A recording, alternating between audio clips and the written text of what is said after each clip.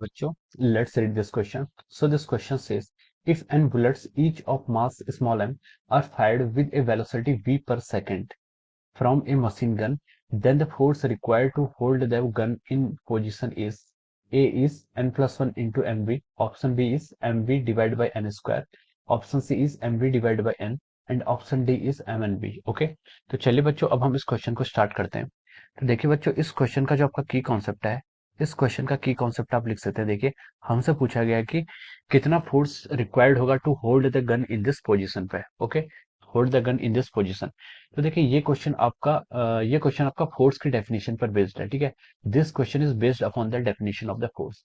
हम इसको फोर्स की डेफिनेशन पर बेस्ड भी बोल सकते हैं और हम ये भी बोल सकते हैं कि this question is based upon our conservation of linear momentum से भी हम इसको सॉल्व कर सकते हैं। ठीक है, तो दोनों तरीके से हम इसको सॉल्व कर सकते हैं। ठीक है, अब देखिए फोर्स होता क्या है। देखिए, फोर्स का मतलब होता है आपका, force is define the rate of change of momentum. Force क्या होता है आपका, फोर्स को हम डिफाइन करते हैं कैसे, rate of change of momentum is called our force. ठीक है, टाइम के साथ साथ मोमेंटम जिस तरीके से आपका चेंज होता है, इट इज कॉल्ड फोर्स। ठीक है, तो देखिए इसने क्वेश्चन में क्या गिवन किया है। देखिए, एक बुलेट है, यहाँ पर हमारे पास के एन बुलेट्स हैं, जिस एक का मास क्या एम है और they are moving with velocity V per second. ठीक है, from a machine gun, the force required to hold the gun in this position.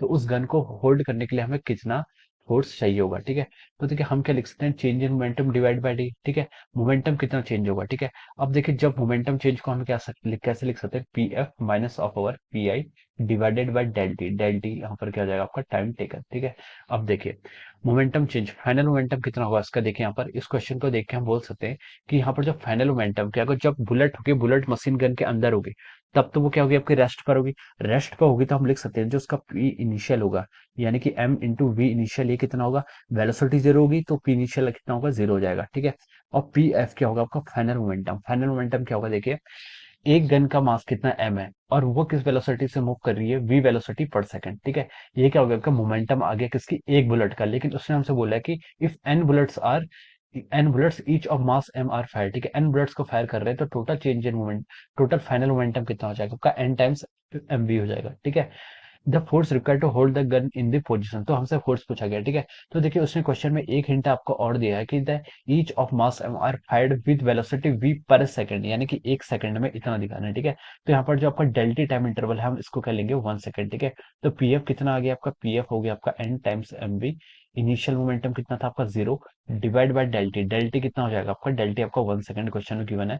तो आपका जो फोर्स आ जाएगा, ठीक है, हमसे क्या पूछा था, फोर्स रिक्वायर्ड, उसका मैग्नीट्यूड हम लिख सकते हैं कितना हो जाएगा आपका, एन एम इंटू वी। ठीक है, एन एम इंटू वी, यानी कि देखिए आपको यहाँ पर ऑप्शन डी में आपको ये गिवन है कितना, एम एन वी। ठीक है, एम एन वी बोलिए या फिर एम एन वी बोलिए, दोनों एक ही है। ठीक है, सो यहाँ से हो जाएगा, ये ऑप्शन क्या आ जाएगा आपका, इसका राइट आंसर हो जाएगा। ठीक है, तो देखिए ये आपका क्या है, ऑप्शन डी के करस्पॉन्डिंग आ रहा है। तो हम लिख सकते हैं कि option D is the correct answer. ठीक है, क्या लिख सकते हैं, option D is the correct answer of this question. Okay, तो यहाँ से हम लिख सकते हैं ऑप्शन डी क्या हो जाएगा आपका, करेक्ट आंसर आ जाएगा। Okay, M N we.